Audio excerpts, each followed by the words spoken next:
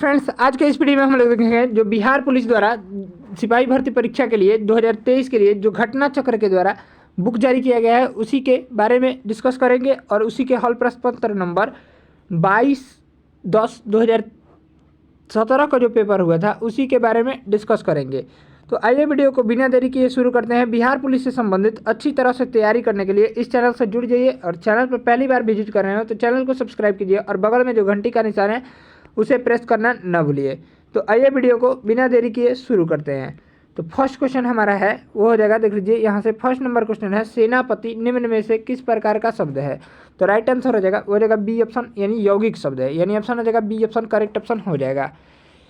ऐसे शब्द जो दो शब्दों के मेल से बनते हैं और जिनके खंड सार्थक होते हैं यौगिक कहलाते हैं। दो या दो से अधिक रूढ़ शब्दों का योग से यौगिक शब्द बनते हैं, जैसे दूध वाला, घुड़सवार, सेनापति इत्यादि। यहाँ प्रत्येक शब्द के दो खंड हैं और दोनों खंड सार्थक है, यानी ऑप्शन हो जाएगा बी ऑप्शन राइट आंसर हो जाएगा। नेक्स्ट सवाल को कवर कर लीजिए, उषा पंखा किस प्रकार की संज्ञा है। तो राइट आंसर हो जाएगा वो हो जाएगा व्यक्तिवाचक संज्ञा हो जाएगा, ए ऑप्शन करेक्ट ऑप्शन हो जाएगा। व्यक्तिवाचक संज्ञा के और भी उदाहरण है राम, गंगा, काशी, उषा, रामचरितमानस, मई, पश्चिम इत्यादि। अगला सवाल को कवर कर लेते हैं। इसका पीडीएफ चाहिए तो पीडीएफ का लिंक डिस्क्रिप्शन बॉक्स में टेलीग्राम चैनल है उससे जुड़ जाइए, मिल जाएगा। उसे पूरा लगाइए, जितना आपका स्कोर होता है उतना कमेंट बॉक्स में अवश्य कमेंट कीजिए। नेक्स्ट प्रश्न को कवर कर लेते हैं। निरोग शब्द का उपसर्ग है। तो राइट आंसर हो जाएगा डी ऑप्शन नी उपसर्ग है, यानी ऑप्शन हो जाएगा डी ऑप्शन राइट आंसर हो जाएगा। नेक्स्ट सवाल को कवर कर लीजिए। यहाँ से नी उपसर्ग के अन्य शब्द देख लीजिए, निकृष्ट, निपात, निवास, निवारण, निषेध, निदान इत्यादि जो है वो सभी में नी उपसर्ग है। निरोग शब्द जो है वो अशुद्ध रूप है, जबकि शुद्ध रूप इसका क्या होगा तो निरोग ऐसे लिखाएगा, यानी ऑप्शन हो जाएगा यहाँ से डी ऑप्शन राइट आंसर हो जाएगा। नेक्स्ट सवाल को कवर कर लीजिए। तीव्र शब्द का विलोम है। तो तीव्र शब्द का विलोम जो होगा वो हो जाएगा ए ऑप्शन, यानी मंद हो जाएगा। तीव्र शब्द का विलोम जो होगा मंद हो जाएगा। और तीव्र शब्द का पर्यायवाची शब्द देख लीजिए, तेज, दुर्त, यहाँ से क्षिप्र इत्यादि। विराग का विलोम जो होगा वो हो जाएगा राग हो जाएगा। शीत का विलोम जो होता है वो उष्ण होता है। नेक्स्ट सवाल को कवर कर लीजिए, 5 नंबर सवाल को। अमृत शब्द का पर्यायवाची शब्द नहीं है। तो राइट आंसर हो जाएगा अमृत का पर्यायवाची शब्द नहीं है। तो राइट आंसर हो जाएगा डी ऑप्शन, यानी मीठा, यानी ऑप्शन हो जाएगा डी ऑप्शन राइट आंसर हो जाएगा। नेक्स्ट सवाल को कवर कर लीजिए। यहाँ से 6 नंबर सवाल को कवर कर लेते हैं। निम्नलिखित विकल्पों में से शुद्ध रूप का चयन कीजिए। तो राइट आंसर हो जाएगा डी ऑप्शन दर्पण, यानी ऑप्शन हो जाएगा डी ऑप्शन राइट आंसर हो जाएगा। इसको पढ़ लीजिएगा, टेलीग्राम चैनल पर पीडीएफ दे दिया जाएगा। 7 नंबर सवाल को कवर कर लीजिए। राम पेड़ से गिर गया, रेखांकित शब्द में शब्द के कारक भेद के उचित विकल्प को चुनिए। तो राइट आंसर हो जाएगा वो हो जाएगा अपादान कारक, यानी ऑप्शन हो जाएगा डी ऑप्शन राइट आंसर हो जाएगा। नेक्स्ट सवाल को कवर कर लीजिए, 8 नंबर सवाल को। इनमें से कौन सा युग्म गलत है। तो यहाँ से जो राइट आंसर हो जाएगा बहन बहने, यानी ऑप्शन हो जाएगा सी ऑप्शन करेक्ट ऑप्शन हो जाएगा। नेक्स्ट सवाल को कवर कर लीजिए। स्वर संधि के कितने प्रकार होते हैं। तो राइट आंसर हो जाएगा यहाँ से डी 5 प्रकार के होते हैं। दो स्वरों के मेल से उत्पन्न विकार अथवा रूप परिवर्तन को स्वर संधि कहते हैं। इनके 5 भेद होते हैं, दीर्घ स्वर संधि, गुण स्वर संधि, वृद्ध स्वर संधि, यण स्वर संधि और अयादि स्वर संधि। नेक्स्ट सवाल को कवर कर लीजिए। 10 नंबर सवाल को कवर कर लेते हैं। यहाँ से दिया गया है जो दूसरों का उपकार माने उसे कहते हैं। तो करेक्ट ऑप्शन हो जाएगा ए ऑप्शन कृतज्ञ कहते हैं, यानी ऑप्शन हो जाएगा ए ऑप्शन राइट आंसर हो जाएगा। नेक्स्ट सवाल जो है वो इंग्लिश का था इसलिए उसे छाड़ दिया गया है इसलिए, और 21 नंबर सवाल जीके का है उसे कवर कर लेते हैं। यहाँ से राज्यसभा में चुनाव के लिए अपेक्षित न्यूनतम आयु है। तो राइट आंसर हो जाएगा यहाँ से बी ऑप्शन 30 वर्ष है। यहाँ से देख लीजिए इसका एक्सप्लेनेशन जो दिया गया है, राज्यसभा का चुनाव लड़ने के लिए किसी उम्मीदवार की न्यूनतम आयु 30 वर्ष निर्धारित है। ध्यातव्य है कि भारतीय संविधान के अनुच्छेद 80 के अनुसार राज्यसभा का गठन का प्रावधान है। राज्यसभा के सदस्यों की अधिकतम संख्या जो है वो 250 हो सकती है, लेकिन वर्तमान में राज्यसभा के सदस्यों की कुल संख्या जो है वो 245 है। इसको भी ध्यान में रखिएगा। नेक्स्ट सवाल को कवर कर लीजिए। ऋग वैदिक काल में ग्राम के प्रमुख को क्या कहा जाता था। तो राइट आंसर हो जाएगा यहाँ से सी ऑप्शन ग्रामीणी कहा जाता था। ऋग वैदिक काल में ग्राम के प्रमुख को ग्रामीणी। उल्लेखनीय है कि वैदिक काल को कालक्रम की दृष्टि से ऋग वैदिक काल और उत्तर वैदिक काल में विभाजित किया गया है, अर्थात ऋग वैदिक काल की अवधि 1500 ईसा पूर्व से 1000 ईसा पूर्व तक थी। इस समय प्रशासन की छोटी इकाई ग्राम थी, जिसे जिसके मुखिया या प्रमुख को ग्रामीणी कहा जाता था। नेक्स्ट सवाल को कवर कर लीजिए 23 नंबर सवाल को। लोधी राजवंश का अंतिम शासक कौन था? तो राइट आंसर हो जाएगा, वो हो जाएगा यहाँ से जो राइट आंसर हो जाएगा इब्राहिम लोधी। लोधी वंश की स्थापना जो है वो बहलोल लोधी के द्वारा की गई थी, जबकि इस वंश का अंतिम शासक जो था वो इब्राहिम लोधी था। उल्लेखनीय है कि पानीपत का प्रथम युद्ध 1526 ईस्वी में हुआ था, में बाबर द्वारा इब्राहिम लोधी की युद्ध क्षेत्र में मृत्यु हो गई थी। परिणाम स्वरूप लोधी वंश का भारत में अंत हो गया और भारत में मुगलों की सत्ता स्थापित हो गई थी। यानी ऑप्शन हो जाएगा यहाँ से डी ऑप्शन राइट आंसर हो जाएगा इब्राहिम लोधी। अगला सवाल देख लीजिए, नीति आयोग का अध्यक्ष या चेयरमैन कौन होता है? तो राइट आंसर हो जाएगा बी ऑप्शन प्रधानमंत्री होता है। नीति आयोग की जो स्थापना हुई थी 1 जनवरी 2015 को हुई थी। योजना आयोग की जगह पर नीति आयोग का गठन किया गया था। योजना आयोग का अध्यक्ष कौन होता है? तो वो भी प्रधानमंत्री ही होता है। योजना आयोग की स्थापना जो है वो 15 मार्च 1950 को की गई थी, इसको भी ध्यान में रखिएगा। नेक्स्ट सवाल को कवर कर लीजिए, जहांगीर का मकबरा कहाँ पर है? तो राइट आंसर हो जाएगा सी ऑप्शन लाहौर पाकिस्तान में स्थित है। यहाँ से देख लीजिए एक्सप्लेनेशन क्या दिया गया है। जहांगीर का मकबरा लाहौर के शाहदरा नामक स्थान पर उल्लेखनीय है कि मुगल बादशाह अकबर की मृत्यु के पश्चात 1605 ईस्वी में जहांगीर मुगल बादशाह बना। ज्ञातव्य है कि यहाँ से मुगल बादशाहों में बाबर, जहांगीर और बहादुर शाह जफर ऐसे मुगल बादशाह हैं जिनका मकबरा भारत के बाहर स्थित है। अर्थात बाबर का मकबरा जो है वो काबुल अफगानिस्तान में स्थित है, जहांगीर का मकबरा जो है वो लाहौर पाकिस्तान में स्थित है और बहादुर शाह जफर का मकबरा जो है वो रंगून म्यांमार में स्थित है। इसको भी ध्यान में रखिएगा। नेक्स्ट सवाल को कवर कर लीजिए, 26 नंबर सवाल को कवर कर लेते हैं। भारत में कौन सा परमाणु शक्ति स्टेशन पूरी तरह से देशज रूप से बनाया गया? तो राइट आंसर हो जाएगा कलपक्कम। यानी ऑप्शन हो जाएगा ए ऑप्शन राइट आंसर हो जाएगा। भारत में स्थापित कलपक्कम परमाणु शक्ति स्टेशन पूरी तरह से देशज रूप से बनाया गया। यह परमाणु संयंत्र तमिलनाडु राज्य में स्थित है। यानी ऑप्शन हो जाएगा यहाँ से ए ऑप्शन राइट आंसर हो जाएगा। नेक्स्ट सवाल को कवर कर लीजिए 27 नंबर सवाल को। अफ्रीका के पूर्वी घाट तथा पूर्वी घाट या तट पर तंजानिया के पास समुद्र में कौन सा द्वीप स्थित है? तो राइट आंसर हो जाएगा डी ऑप्शन जंजीबार द्वीप स्थित है। जंजीबार द्वीप जो है वो अफ्रीका के पूर्वी तट पर तंजानिया के पास स्थित है। उल्लेखनीय है कि जहाँ जंजीबार द्वीप हिंद महासागर में स्थित है, जो लौंग की खेती के लिए प्रसिद्ध है। यानी ऑप्शन हो जाएगा डी ऑप्शन राइट आंसर हो जाएगा। नेक्स्ट सवाल को कवर कर लीजिए। ऐसे ही वीडियो पाने के लिए चैनल को सब्सक्राइब कर लीजिए और बगल में जो घंटी का निशान है उसे प्रेस करना ना भूलिए। स्कोर अपना कमेंट में अवश्य कीजिए कमेंट। नेक्स्ट सवाल को कवर कर लीजिए। ऑस्कर पुरस्कार जीतने वाले प्रथम भारतीय व्यक्ति कौन है बताइए? तो राइट आंसर हो जाएगा D option Bhanu Athaiya. Oscar पुरस्कार विजेता प्रथम भानु अथैया हैं। इन्हें फिल्म गांधी के लिए कॉस्ट्यूम डिजाइन हेतु 1983 ईस्वी में ऑस्कर पुरस्कार मिला था। ज्ञातव्य है कि ऑस्कर पुरस्कार का संबंध जो है वो फिल्म जगत से है, इसको भी ध्यान में रखिएगा। नेक्स्ट सवाल को कवर कर लीजिए। 29 नंबर सवाल को कवर कर लेते हैं। श्रम विभाजन की अवधारणा का समर्थन किसने किया था? तो राइट आंसर हो जाएगा स्मिथ ने किया था। यानी ऑप्शन हो जाएगा सी ऑप्शन राइट आंसर हो जाएगा। नेक्स्ट सवाल को कवर कर लीजिए। 30 नंबर सवाल को देख लेते हैं। 30 नंबर सवाल क्या बोल रहा है? निम्न में से कौन सा मांग का प्रत्यक्ष निर्धारक नहीं है? तो राइट आंसर हो जाएगा ए ऑप्शन बचत। यानी ऑप्शन हो जाएगा ए ऑप्शन राइट आंसर हो जाएगा बचत। नेक्स्ट यहाँ से एक्सप्लेनेशन दिया गया है। दिए गए विकल्पों में बचत मांग का प्रत्यक्ष निर्धारक नहीं है। उल्लेखनीय है कि अर्थव्यवस्था में किसी भी वस्तु के मांग का प्रत्यक्ष निर्धारण उसकी उपलब्धता, उस वस्तु में लोगों की अभिरुचि, उसके मूल्य आदि के आधार पर किया जाता है। नेक्स्ट सवाल को कवर कर लीजिए। अमृतसर का प्रसिद्ध स्वर्ण मंदिर किसने बनवाया था? तो राइट आंसर हो जाएगा बी ऑप्शन यानी गुरु अर्जुन देव ने बनवाया था। अमृतसर का प्रसिद्ध, यहाँ से एक्सप्लेनेशन देख लीजिए। अमृतसर के प्रसिद्ध स्वर्ण मंदिर का निर्माण गुरु अर्जुन देव के द्वारा कराया गया था। उल्लेखनीय है कि गुरु अर्जुन देव सिख धर्म के 5वें गुरु थे और मुगल बादशाह जहांगीर के समकालीन थे। इन्होंने ही गुरु ग्रंथ साहिब की रचना भी की थी। मुगल वंश के शहजादे खुसरो को शरण देने के आरोप में जहांगीर ने अर्जुन देव को फांसी की सजा दे दिया था। यानी ऑप्शन हो जाएगा यहाँ से बी ऑप्शन राइट आंसर हो जाएगा, गुरु अर्जुन देव ने।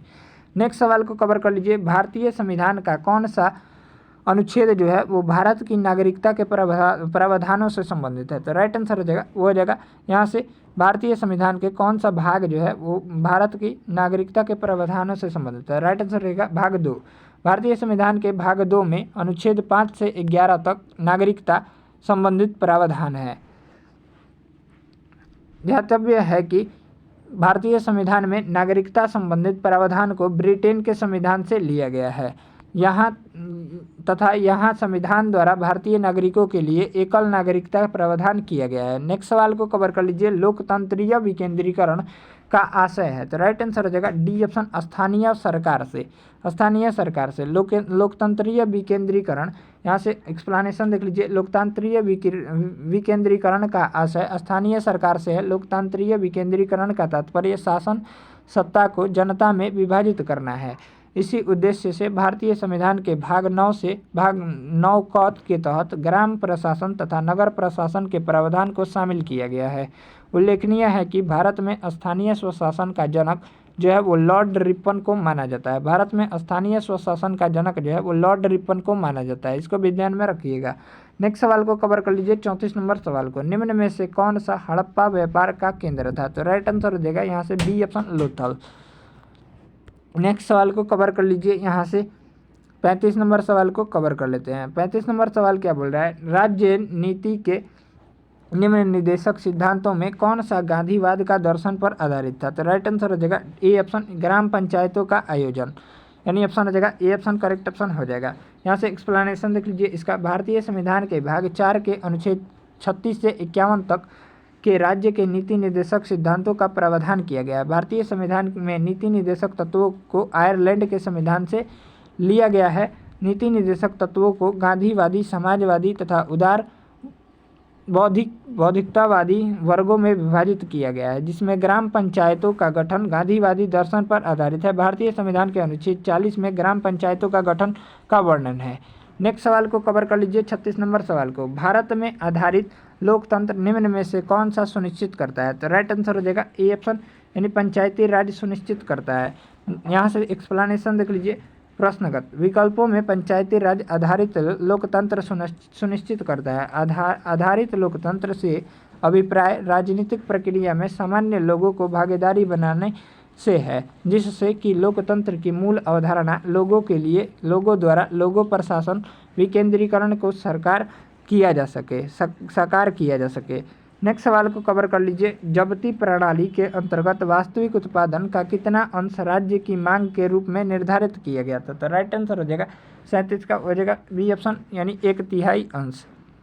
यहाँ से देख लीजिए, जब्ती प्रणाली मुगल काल में प्रचलित भू राजस्व की पद्धति थी, जो मूलतः अकबर के शासनकाल में प्रचलित थी। इस प्रणाली के तहत वास्तविक उत्पादन का 1/3 1/3 भाग राज्य की मांग के रूप में किसानों को से वसूल किया जाता था।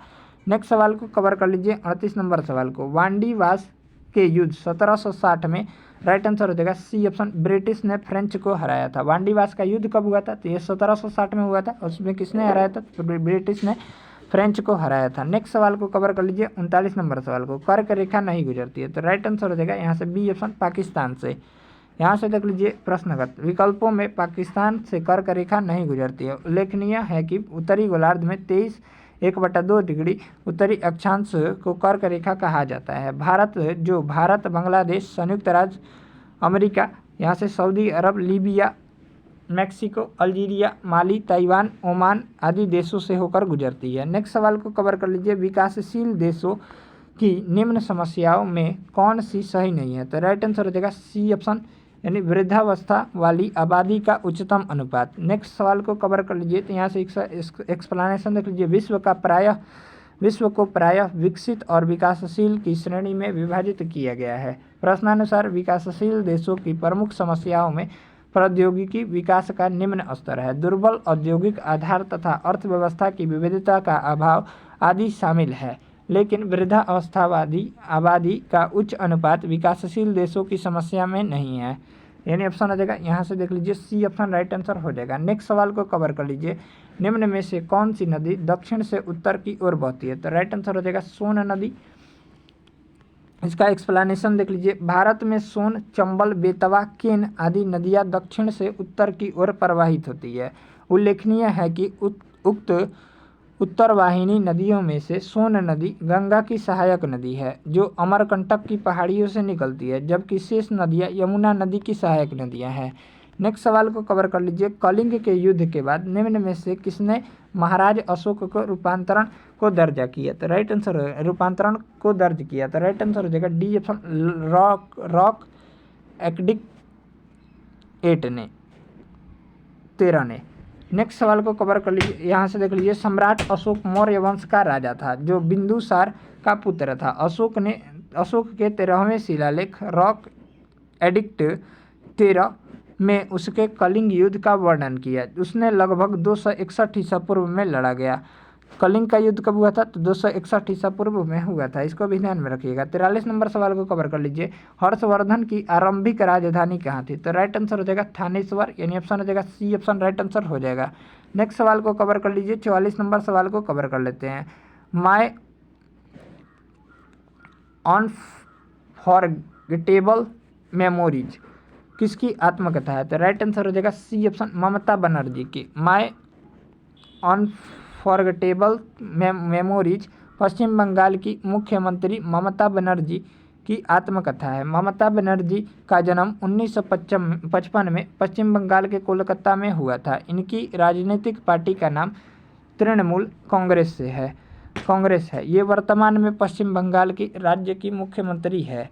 नेक्स्ट सवाल को कवर कर लीजिए, 45 नंबर सवाल को, दक्षिण सूडान की राजधानी है। तो राइट आंसर हो जाएगा बी ऑप्शन जुबा। दक्षिण सूडान की राजधानी जो है वो जुबा है। उल्लेखनीय है कि दक्षिण सूडान अफ्रीका महाद्वीप के उत्तर पूर्व में स्थित एक स्थलरुद्ध देश है। तो राइट आंसर हो जाएगा यहाँ से बी ऑप्शन राइट आंसर हो जाएगा। नेक्स्ट सवाल को कवर कर लीजिए, अत्यधिक प्रदूषणकारी उद्योग किस कोटि से आते हैं? तो राइट आंसर हो जाएगा यहाँ से बी ऑप्शन लाल कोटि में। अत्यधिक प्रदूषणकारी उद्योग को लाल कोटि में शामिल किया गया है। भारत सरकार के पर्यावरण मंत्रालय द्वारा प्रदूषण सूचकांक के आधार पर उद्योगों को मुख्यतः 4 वर्गों में विभाजित किया गया है। फर्स्ट है लाल रंग के श्रेणी अत्यधिक प्रदूषणकारी, नारंगी रंग की श्रेणी और हरे रंग की श्रेणी, सफ़ेद रंग की श्रेणी जो है नए स्थापित उद्योग है। नेक्स्ट सवाल को कवर कर लीजिए, 47 नंबर सवाल को, ऑस्ट्रेलिया में प्रभंजन यानी हरिकेन का एक अन्य नाम है। तो राइट आंसर हो जाएगा बी ऑप्शन विली। ऑस्ट्रिया में प्रभंजन यानी हरिकेन का अन्य नाम जो है वो विली है। टाइफून चीन बागुइयो फिलीपींस हरिकेन अमेरिका व कैरेबियाई प्रायद्वीप है। नेक्स्ट सवाल को कवर कर लीजिए, 48 नंबर सवाल को, व्यर्थ भूमि के अंतर्गत अधिकतम क्षेत्र वाला राज्य है। तो राइट आंसर हो जाएगा डी ऑप्शन जम्मू और कश्मीर, यानी ऑप्शन हो जाएगा डी ऑप्शन राइट आंसर हो जाएगा। नेक्स्ट सवाल को कवर कर लेते हैं, यहाँ से नेक्स्ट सवाल को कवर कर लीजिए, 49 नंबर सवाल को, करगम कहाँ का लोक नृत्य है? तो राइट आंसर हो जाएगा यहाँ से बी ऑप्शन तमिलनाडु का। करगम जो है वो तमिलनाडु राज्य का लोक नृत्य है। इसके अतिरिक्त यह एक अन्य प्रसिद्ध लोक नृत्य भारतनाट्यम है। कुचिपुड़ी जो है वो आंध्र प्रदेश का लोक नृत्य है। कथकली जो है वो केरल राज्य का लोक नृत्य है और यक्षगान जो है वो कर्नाटक का लोक नृत्य है।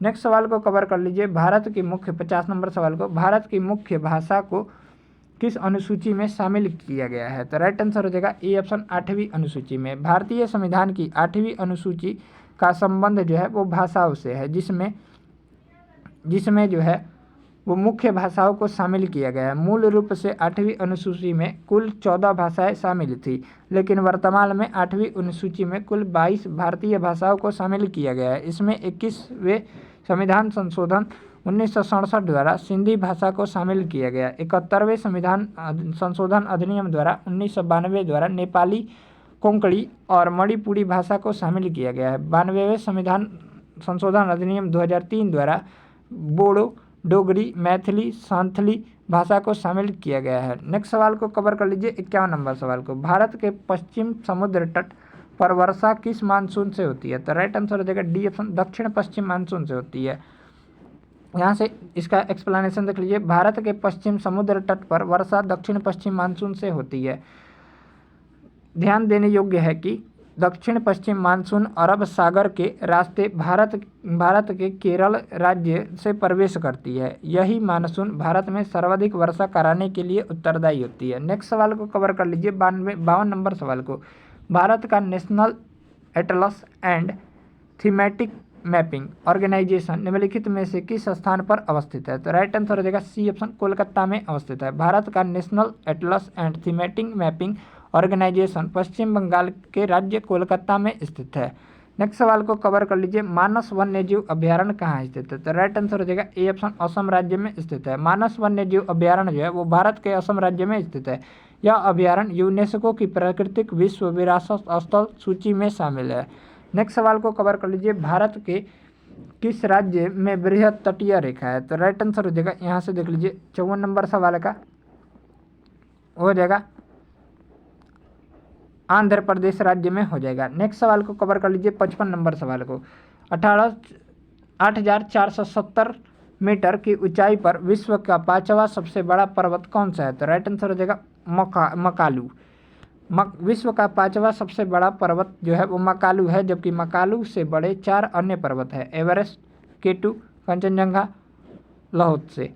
ध्यान देने योग्य है कि पर्वत पृथ्वी की द्वितीय श्रेणी का उच्चावच माने जाते हैं। नेक्स्ट सवाल को कवर कर लीजिए, यहाँ से कागज का आविष्कार जो है वो कहाँ हुआ था? तो चीन में हुआ था। कागज का आविष्कार सर्वप्रथम चीन में हुआ था। ध्यान देने योग्य है कि कागज का आविष्कार सर्वप्रथम चीन देश की निवासी त्साई लुन के द्वारा किया गया था। नेक्स्ट सवाल देख लीजिए 57 नंबर सवाल को, भारत में अंतिम मुगल सम्राट कौन था? तो राइट आंसर हो जाएगा यहाँ से D option, none of these, यानी इनमें से कोई नहीं। भारत का अंतिम मुगल सम्राट कौन था? तो यहाँ से एक्सप्लेनेशन में दिया गया है।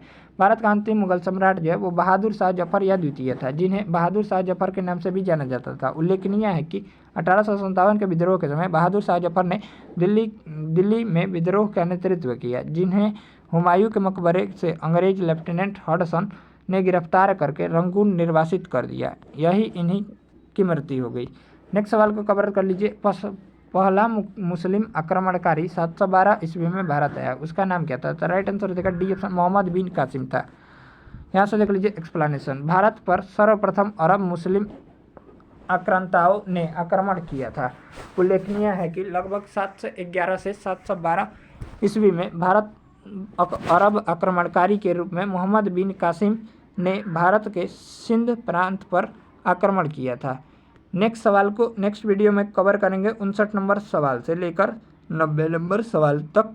तब तक मिलते हैं नेक्स्ट वीडियो में, तब तक के लिए जय हिंद, जय भारत। ऐसे ही तैयारी करते रहिए और चैनल पर जुड़ने के लिए धन्यवाद, और मिलेंगे नेक्स्ट वीडियो में। इसका PDF चाहिए तो PDF का लिंक टेलीग्राम चैनल पर दे दिया जाएगा, और टेलीग्राम चैनल का लिंक जो है वो डिस्क्रिप्शन बॉक्स में दिया गया है। वीडियो अच्छा लगा हो तो वीडियो को लाइक कीजिए और कमेंट बॉक्स में कमेंट अवश्य कीजिए अगर वीडियो अच्छा लगा हो। इससे एक साहस का अनुभव होता है और इससे हम और वीडियो बनाते हैं। तो आइए वीडियो को यहीं पर समाप्त करते हैं, मिलते हैं नेक्स्ट वीडियो को लेकर, तब तक के लिए जय हिंद, जय भारत।